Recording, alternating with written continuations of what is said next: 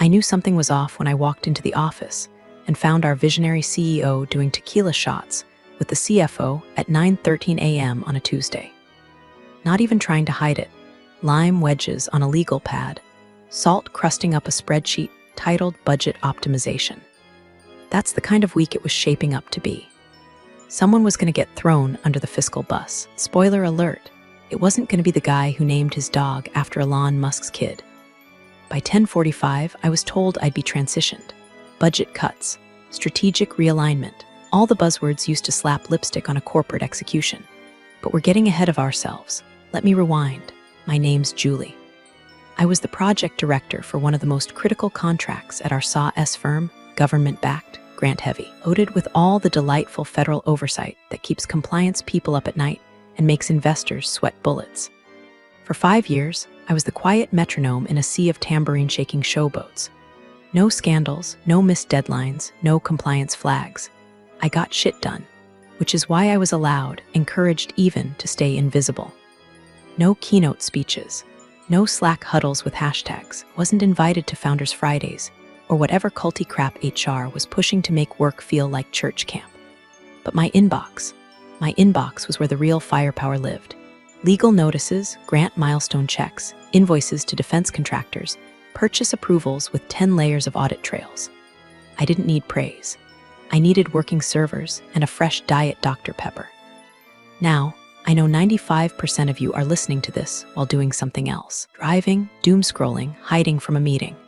But if this story's already got your blood warming up, take half a second to tap that subscribe button and throw a like on this. Seriously. It tells the team that what we're making matters and keeps us from living off vending machine trail mix. All right, back to the corporate train wreck. About 3 months before the tequila breakfast, our company had closed a major round of funding. I wasn't in the room when the investor contracts were signed, but I damn well reviewed the compliance terms. The investors were sharks, old school, institutional, allergic to risk. They didn't want ideas, they wanted guarantees. Part of the condition, for our flagship government project, someone had to be named key person, the linchpin, the non-negotiable glue.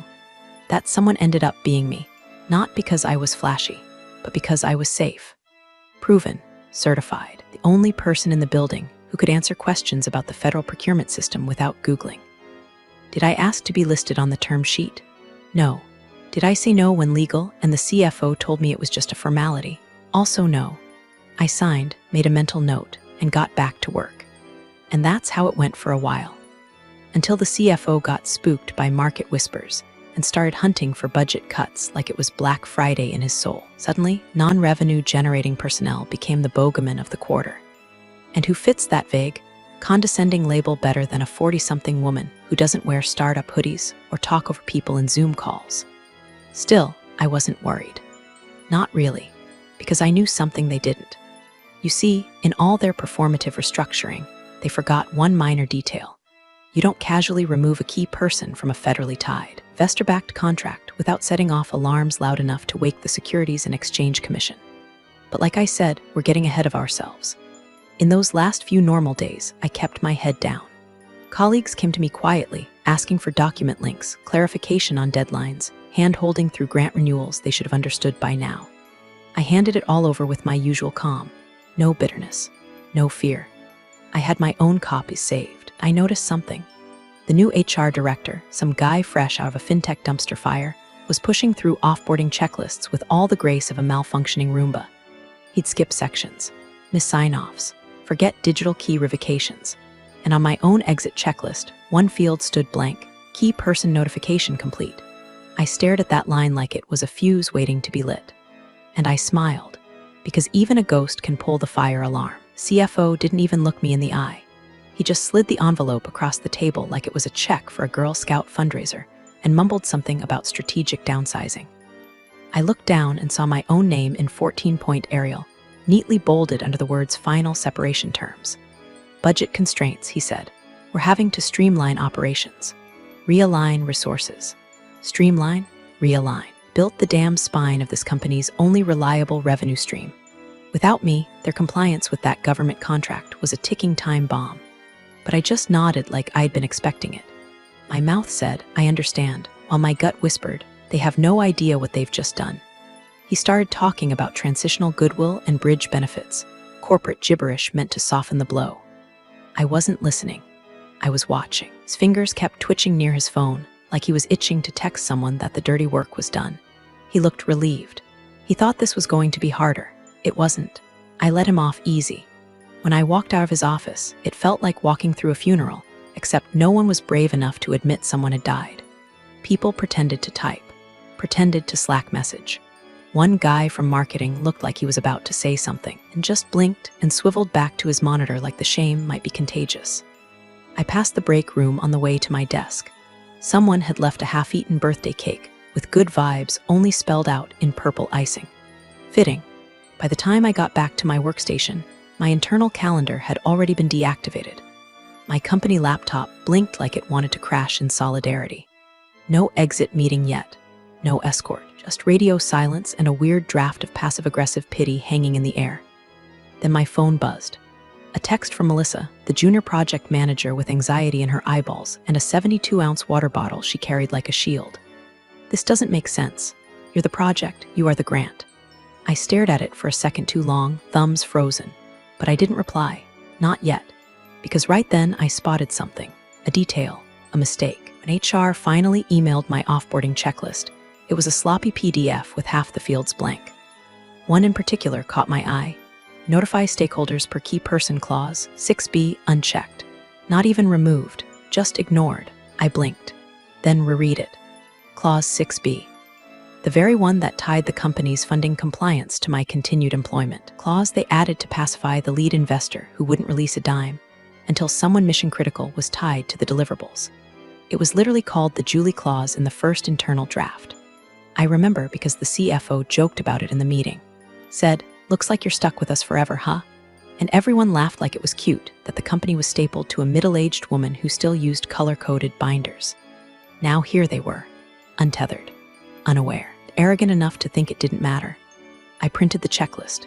Yes, I printed it on real paper, folded it once carefully, slipped it into my folder along with my signed termination letter and a flash drive I kept tucked inside my pencil case. By the time HR called me in for my exit experience, yes, that's what they called it, I was serene. Not out of denial, out of clarity. Because that little empty checkbox told me everything I needed to know. Had no backup, no protocol, no comprehension of what that oversight meant. The HR guy was young, puffed up with PowerPoint confidence and a necktie he hadn't earned. He blinked a lot, spoke in upward lilts, and called me Juliana 3 times despite my name being written right in front of him. He offered me an EAP pamphlet like I'd just lost a hamster. I nodded, took it, gave him back my badge. But inside, my brain was humming. Not with revenge. Not yet, with a kind of bitter awe. They didn't just cut me. They unhooked the safety net and didn't even glance down. The HR exit interview felt less like closure and more like a forgotten appointment wedged between a catered lunch and someone's birthday balloon drop in the hallway. He didn't ask about knowledge transfer.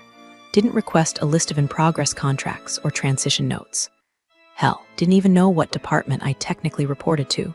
He had to check the company org chart, which, incidentally, hadn't been updated since our last failed rebrand.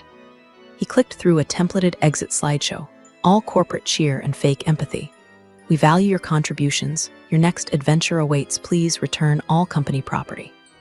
I handed him my badge, my laptop, my security token. What I didn't hand him was access to the compliance drive, because he never asked, and no one disabled it. I could still see everything: federal audit trails, contract archives, risk logs, internal memos, quarterly compliance reports, all the ugly little threads that, when pulled, would unravel this place faster than a Walmart sweater in a washing machine. He tried to wrap it up with a firm handshake and a flat smile, asked me if I had any feedback to improve the separation process. I almost laughed. I wanted to say, yeah, maybe check which people legally bind your funding before tossing them like expired yogurt. But instead, I just said nope, all good, and I walked out. Not with a bang, not with tears, just with that quiet, invisible ache of someone who gave everything and got airbrushed out of the picture like an ex-boyfriend in a family photo. Hallway felt longer than I remembered. Every step echoed like a drum roll for someone else's promotion. I passed the glass-walled war room, where the new leadership team was arguing over logo colors and brand refresh cycles. completely unaware that they'd just yanked the keystone out of their own damn arch. As I stepped into the elevator, Melissa, the same junior PM who texted me, caught the door with a trembling hand. "Wait," she said, breathless. She'd just run from one of her 15 overlapping stand-ups. "Didn't they name you on the term sheet?" The question hung in the air, heavy with implication. She wasn't trying to stir anything. She was confused, scared, smart enough to realize something was wrong, but too green to connect all the dots. I looked at her and smiled, not with malice, just the kind of weary smile you give someone who doesn't yet know how bad the fire's about to get. "Don't worry," I said, stepping back to make room. "They'll figure it out." She blinked, but the elevator dinged. I stepped off. She stayed on. Behind me, I could still hear someone in marketing pitching a TikTok campaign to boost executive relatability, as if hashtags could plug the crater they were about to fall into. Outside, the sun was blinding.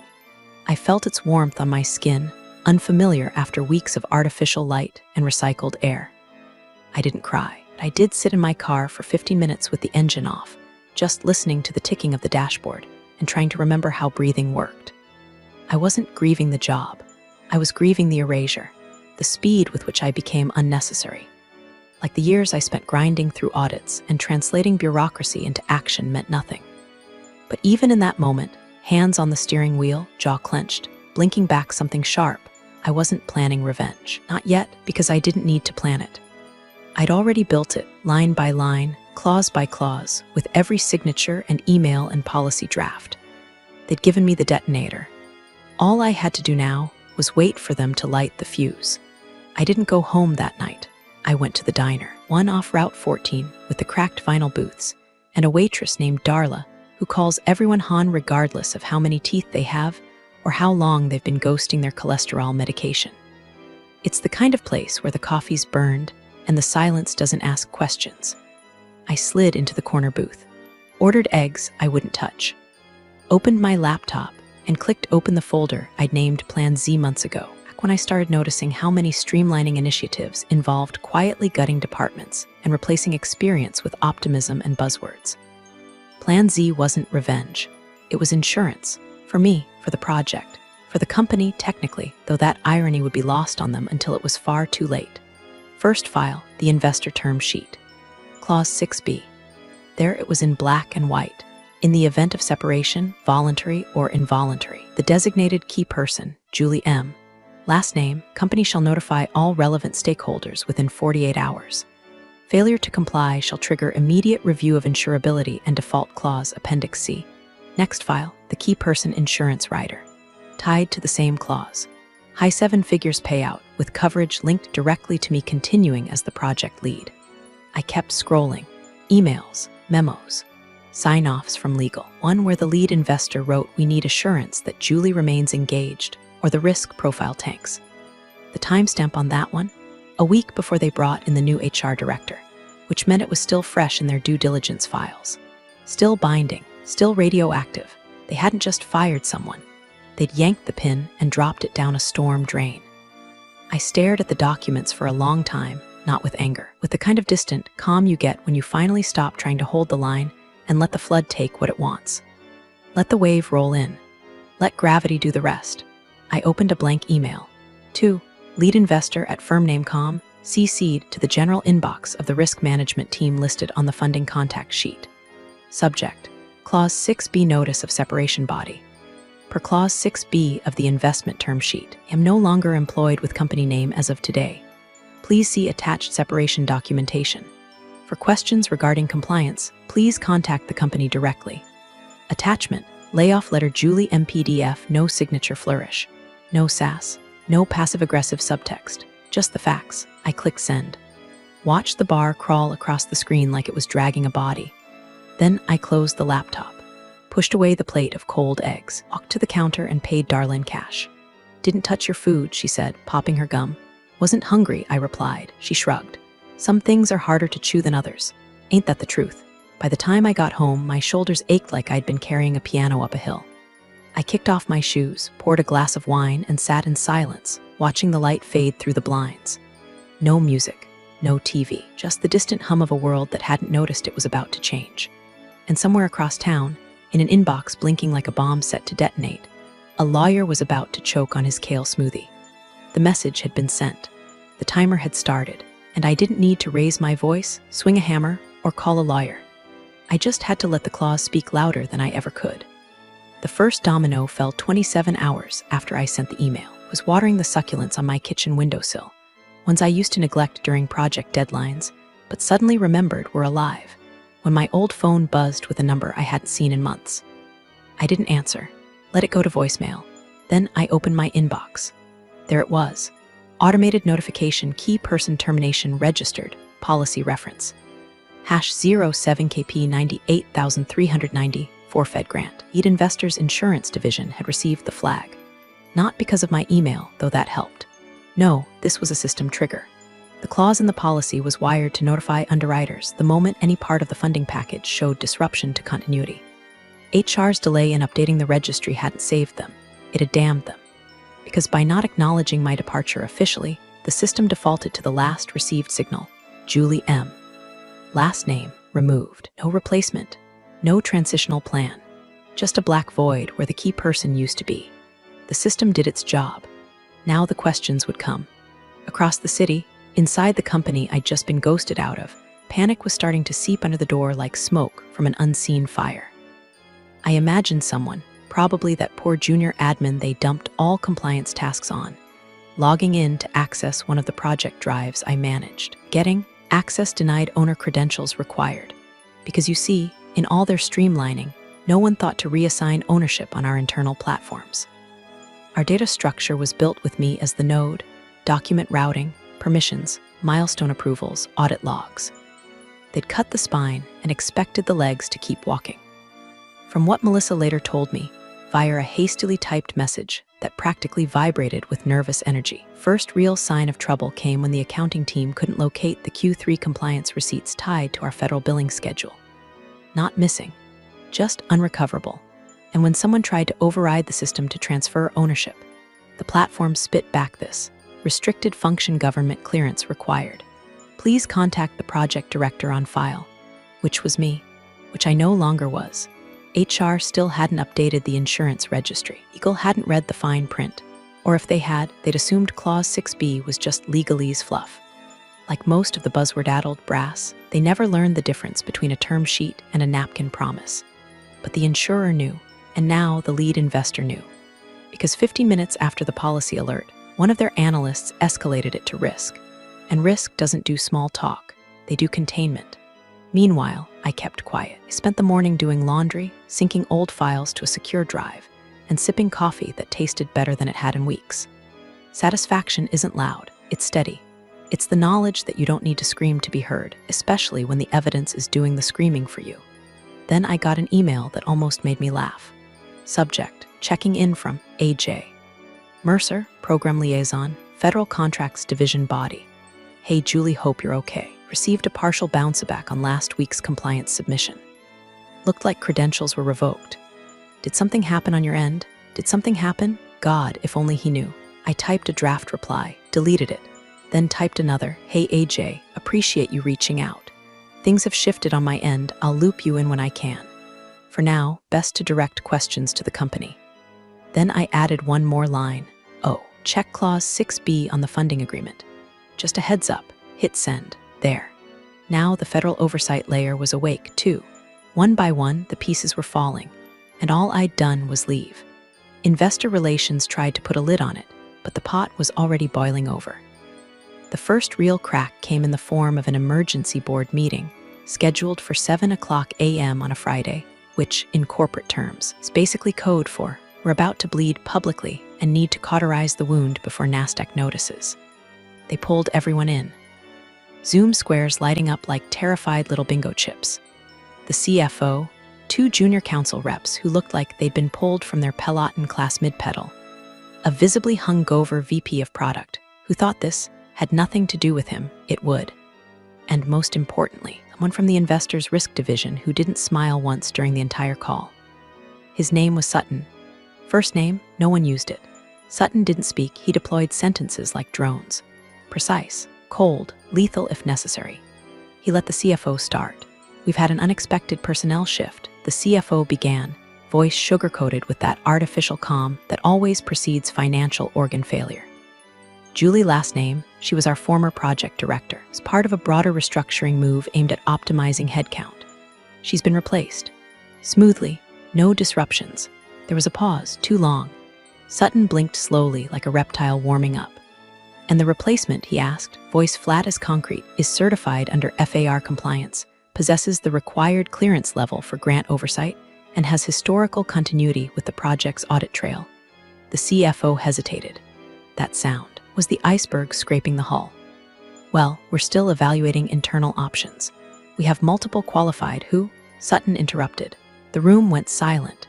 You could practically hear the VP of product sliding his phone off screen to mute Slack notifications. The CFO tried again. "We've identified a team lead from operations. She's enthusiastic, very detail-oriented. Is her name listed on any prior compliance report? Has she led federal audits? She appear in the risk profile document attached to Appendix C of the insurance policy?" Junior legal opened their mouth, closed it, fumbled to open the PDF and stall for time. Sutton turned his camera off. Classic power move. His voice stayed on, disembodied, judgmental, divine. "You've defaulted on a clause that underwrites your entire valuation. You didn't notify us. You didn't notify the underwriters. Now your supposed replacement has no paper trail." The CFO blurted, "We assumed, don't assume." Now Sutton did sound angry. "Clause 6B was inserted at our demand. We needed Julie M., last name because she carried the compliance profile. She was the funding spine. You removed the spine and handed us a scarecrow. From my couch, where I was eating dry cereal and watching the markets with one eye, could practically feel the temperature drop through the fiber optic lines. Someone was sweating through their Banana Republic blazer. That afternoon, Melissa texted me. Did you do something?" I replied, "Nope, just not doing anything anymore." She followed up, "Legal's been in the war room all day. They're trying to fabricate credential docs for Kelly from Ops. But she doesn't even know what a subrecipient agreement is." I didn't respond. Instead, I opened my laptop, logged into a federal resource portal I technically still had access to because no one had revoked my clearance, and quietly exported a compliance history report. All of it had my name, every signature, every timestamp, every past audit. There was no workaround. There was no shortcut. They could try to backfill, forge, panic pivot all they wanted. But the question Sutton had dropped like a guillotine still hung in the air. With someone certified for this kind of contract, the answer was still no. The needle that broke their corporate haystack came not from a senior exec or outside counsel, but from a second-year legal analyst named Priya over at the investment firm, probably underpaid, probably overcaffeinated, and almost certainly the only person who actually read the fine print. It was her flagged memo, tucked inside a compliance summary packet for Sutton's Monday briefing, that finally detonated the truth. Subject, urgent clause 6B, and insurance trigger, body, Julie M. Last name is named as sole key person in the executed term sheet. Clause 6B stipulates that her removal, voluntary or otherwise, without stakeholder notice, invalidates the funding's risk protection layer. Additionally, insurance policy #07KP 98390 4FED grant, attached, ties continued capital protection to her active project involvement. She had even highlighted it in yellow. Then, below it, in red, payout clause in event of key person termination. $7.5 M, and just like that, the truth crashed through the skylight of their wishful thinking. It wasn't just that they fired me, it was that they defaulted on their own risk coverage by firing me without activating the notification clause. And since HR had fumbled the offboarding, and legal never initiated the notice to stakeholders, the policy kicked in by itself. A $7.5 million hit. Automated, unstoppable. A bleeding artery they couldn't cauterize. I didn't know all this right away, of course, but I felt it, like a shift in atmospheric pressure. Emails stopped arriving. No desperate LinkedIn pings. No polite calls to consult or advise as a contractor. Just radio silence.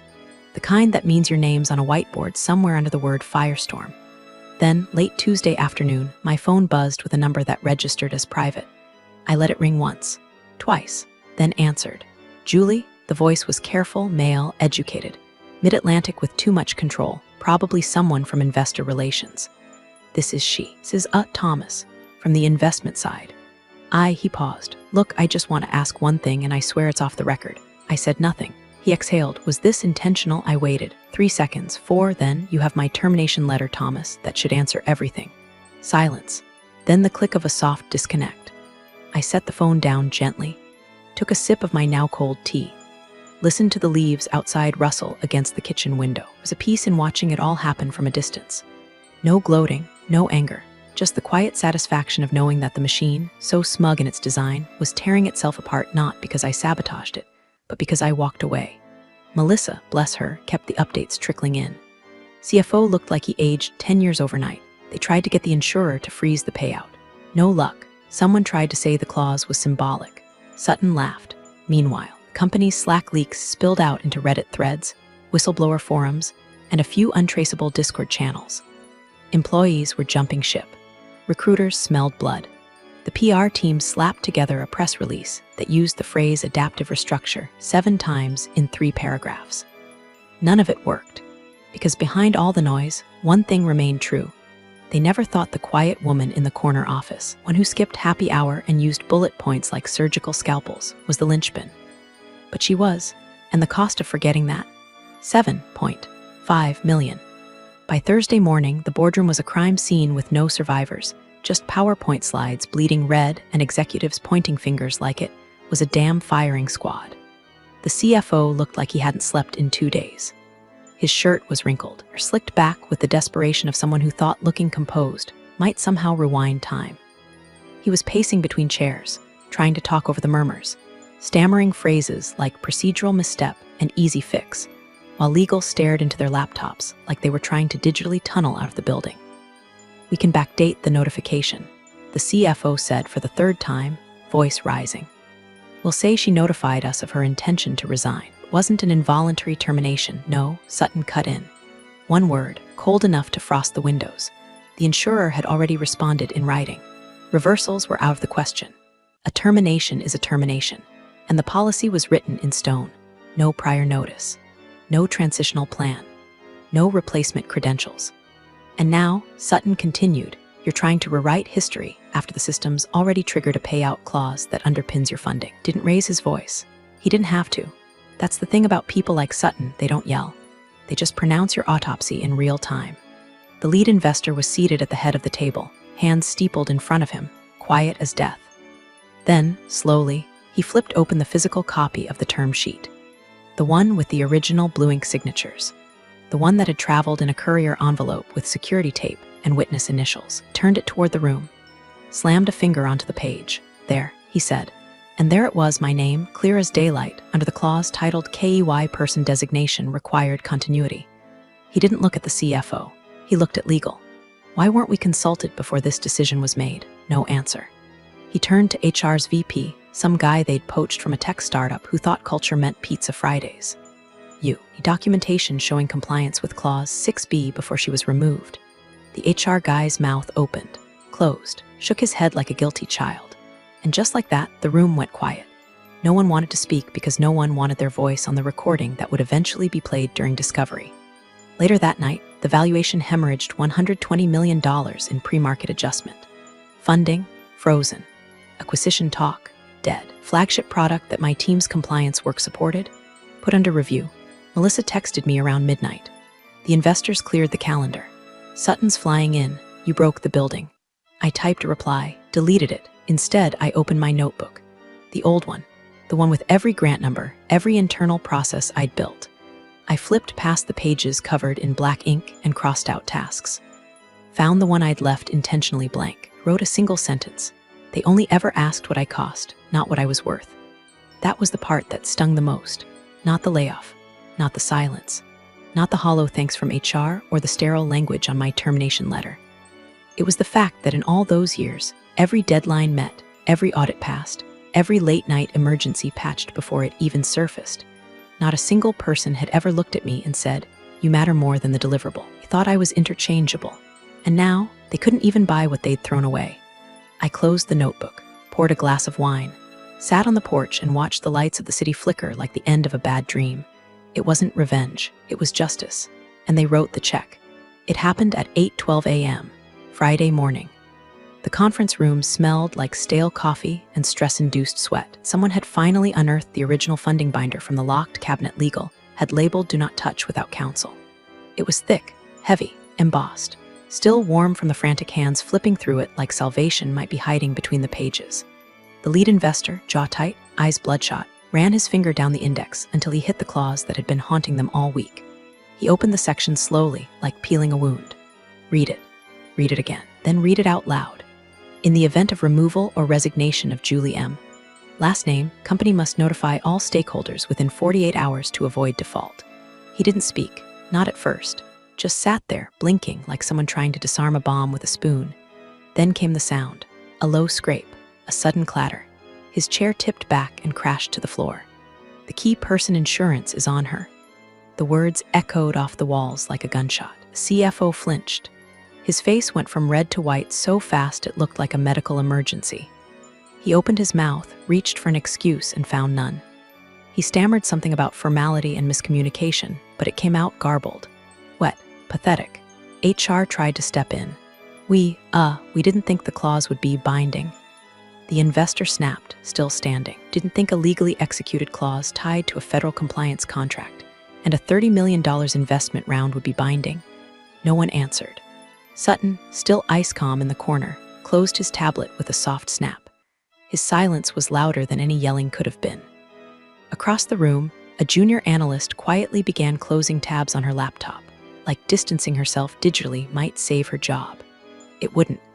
Meanwhile, across town, I was sitting on my porch, coffee in one hand, legs tucked under a blanket, watching the morning fog curl across the lawn like it didn't know a corporate earthquake had just registered on the investor Richter scale. My phone buzzed. Bank notification, direct deposit $27,418.56 memo. Final severance payment company name. I stared at it, smiled. That check, they thought it was a parting gift. Really, it was hush money in a paper envelope. They didn't know I'd already shredded with the weight of my silence. I sipped my coffee, let it burn just enough to feel real. Then, 5 minutes later, another buzz. Insurance notification. Policy #07KP 98,394 processing payment trigger still pending. But it was moving. They didn't just lose me. They lost the security blanket they didn't even know they were clutching. They cut out their own parachute mid-fall and expected the landing to feel like a promotion. And me? I didn't throw a match. I was the fire code. They ignored me. They replaced me. And now they were watching the structure collapse, one clause, one line, one overlooked name at a time. I leaned back in my chair, closed my eyes, and exhaled. Quiet, triumphant. Done. You're the real stars of the corporate jungle.